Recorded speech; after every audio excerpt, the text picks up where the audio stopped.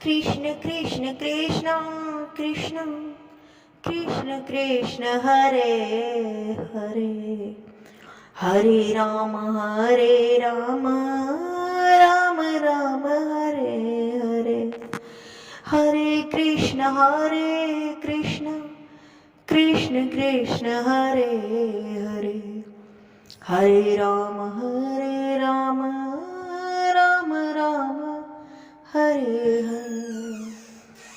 राधे राधे दोस्तों, भक्ति सागर सोनिका चैनल में आप सबका स्वागत है, जिसमें आज हम आपको सुनाएंगे पद्मनी एकादशी व्रत कथा, जिसको देवशयनी एकादशी व्रत कथा भी कहते हैं। तो आइए कथा शुरू करते हैं।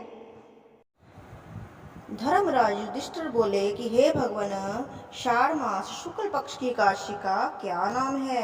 हे प्रभु, और इस दिन कौन से देवता की पूजा होती है तथा उसकी विधि क्या है, सो सब विस्तार पूर्वक कहिए। श्री भगवान बोले कि हे राजन, एक समय नारद जी ने ब्रह्मा से यही प्रश्न पूछा था।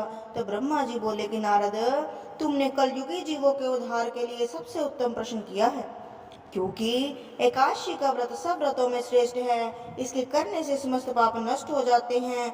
इस एकादशी का नाम पद्मा है। इसके व्रत करने से विष्णु भगवान प्रसन्न होते हैं।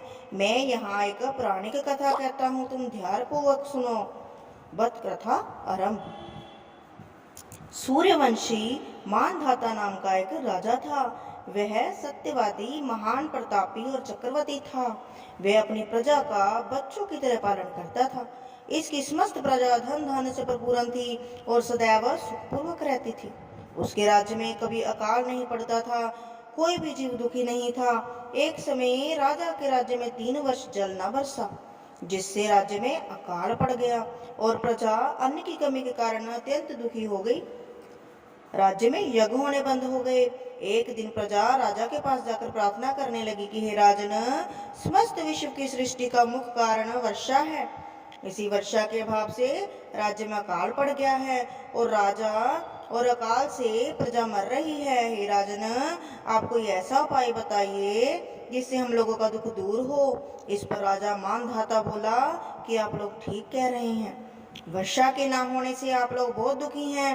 राजा के पापों के कारण ही प्रजा को दुख भोगना पड़ता है। मैं बहुत सोच विचार कर रहा हूँ, फिर मुझे अपना कोई दोष नहीं दिखलाई दे रहा है। आप लोगों के दुख को दूर करने के लिए बहुत यत्न कर रहा हूँ।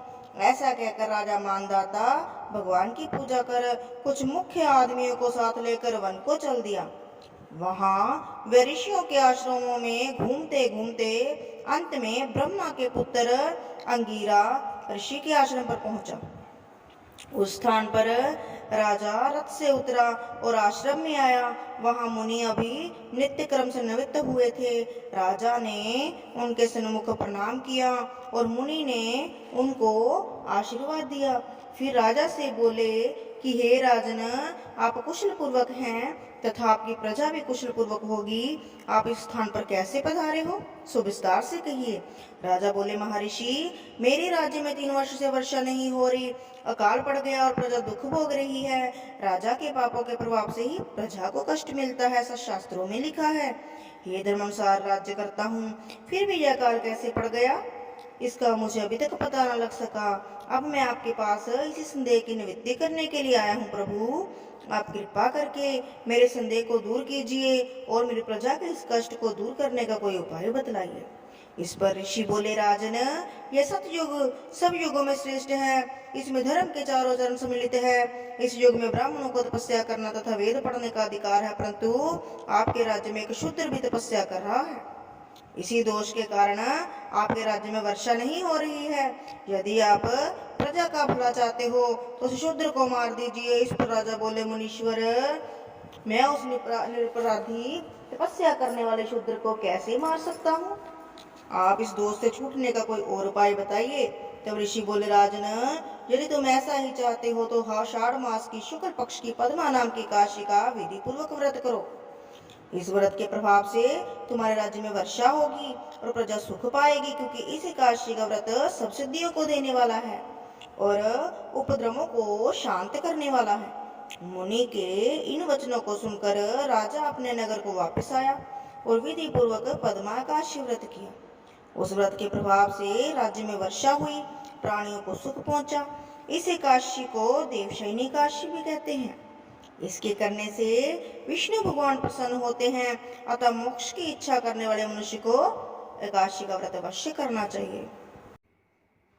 एकादशी व्रत कथा समाप्त। यदि आपको हमारी कथा अच्छी लगे तो लाइक, सब्सक्राइब और शेयर जरूर करें। कमेंट बॉक्स में जय श्री राधे, जय श्री कृष्ण जरूर लिखें। आगे वाली वीडियो में हम आपके लिए चतुर्मास का महत्व लेकर आ रहे हैं, उसे भी ज़रूर सुने। धन्यवाद।